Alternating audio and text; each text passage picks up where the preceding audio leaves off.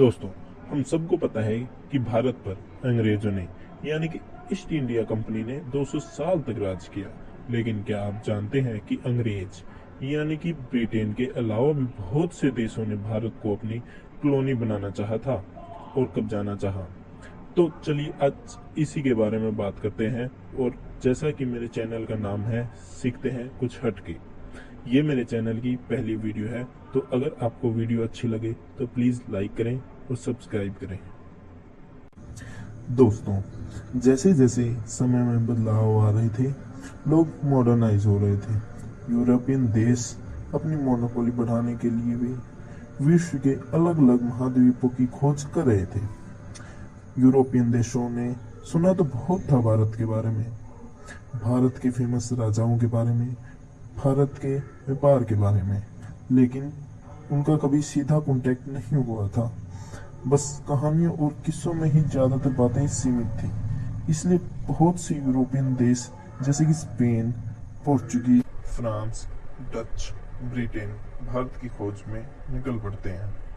और यहाँ से कहानी शुरू होती है एक पोर्चुगीज ट्रेवलर की, जो सन 1498 में एक अरेबियन नाविक की सहायता लेकर सी रूट से भारत आता है, जिनका नाम वास्को डी गामा था, जो कि भारत के कालीकट बंदरगाह पर पहुंचते हैं और वहां के रूलर से मिलते हैं और उन्हें ऑफर करते हैं कि वो अरब की बजाय उनके साथ ट्रेड करें। लेकिन बात नहीं बन पाती है, क्योंकि अरब से व्यापार बहुत पुराना था और पोर्चुगी अभी अभी ही आए थे और बहुत नए थे। इसके अलावा पोर्चुगी गोल्ड करेंसी में ट्रेड करने में सक्षम नहीं थे और इसी कारण इन्हें इस बार खाली हाथ ही लौटना पड़ता है। फिर 1500 में पेड्रो अल्वारेस कैब्रल, ये भी एक पोर्चुगी है, वो भारत आते हैं और अपनी पहली कंपनी कालीकट में स्थापित करते हैं। और फिर कुछ लोकल रूलर्स की सहायता से कोचिन और कन्नौर में अपने मतलब की कुछ ट्रीटीज साइन करवा लेते हैं। फिर 1501 में वास्को डी गामा भारत दोबारा आते हैं और इस बार कालीकट के राजा व्यापार करने के लिए तैयार हो जाते हैं। इस बार वे ट्रीटी भी साइन कर लेते हैं और ऐसे ही धीरे धीरे ट्रेड और अपनी जहाज़ों की रक्षा के नाम पे वे अपनी फौज भी डेवलप कर लेते हैं। वैसे भी पोर्चुगीज जो जहाज़ें बहुत पूरी तरह से आम शिप्स होती थी, इस कारण वह अरेबियन सी में अपना दबदबा बना लेते हैं, जिसको ब्लू वाटर पॉलिसी के नाम से भी जाना जाता है। फिर ये 1510 में बीजापुर के सुल्तान से गोवा, 1535 में दीव और 1559 में दमन को कब्जा लेते हैं और भारत में अपना शासन स्थापित कर लेते हैं।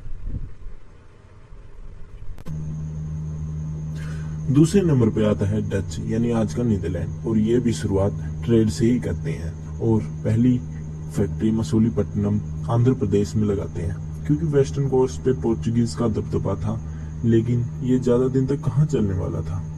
इन्होंने पोर्चुगीज से लड़ाई की और उनसे नागापट्टनम छीन लिया। फिर इन्होंने पोंडिचेरी पर कब्जा किया और ऐसा करने वाले पहले यूरोपियन स्टेट बने और साउथ इंडिया में एक नई ताकत बनकर उभरे।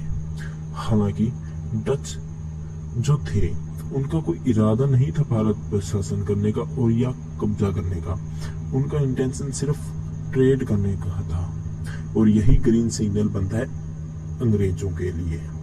और एक कॉम्प्रोमाइज होता है इन दोनों के बीच में सन 1667 में, जिसमें कि अंग्रेज डच को इंडोनेशिया में ट्रेड करने के लिए परमिशन दे देते हैं, लेकिन बदले में भारत से ट्रेड की परमिशन ले लेते हैं। इसी कारण डच भारत से विड्रॉ कर लेते हैं, यानी चले जाते हैं और इंडोनेशिया में ज्यादा ट्रेड के लालच में उधर चले जाते हैं।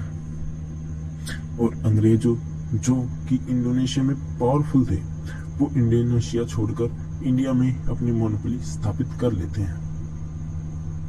हालांकि डच अभी भी पूर्ण रूप से भारत से नहीं गए थे।